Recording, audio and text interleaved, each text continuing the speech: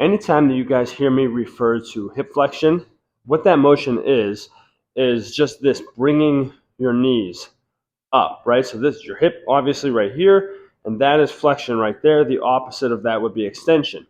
That being said, there's not a whole lot of direct training that people would normally do for their hip flexors. They get some action, some activation on other lower body exercises and some ab stuff as well.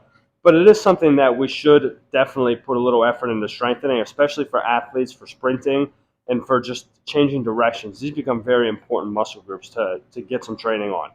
So a very simple way that I like to do that is with a kettlebell knee raise. And so all you need to do this is some kind of step. As always, in my basement gym here, I have the ghetto cinder block that I stand on for this sort of thing. But if you guys have aerobic steps, something similar, you could even stand on a bench to do it, really.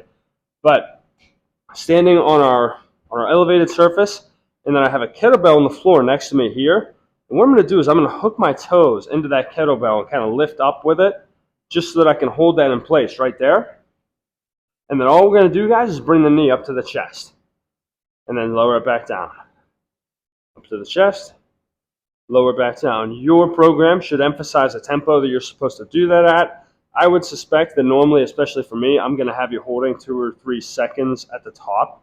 So 1, 2, or 1, 2, 3, and then controlling back down.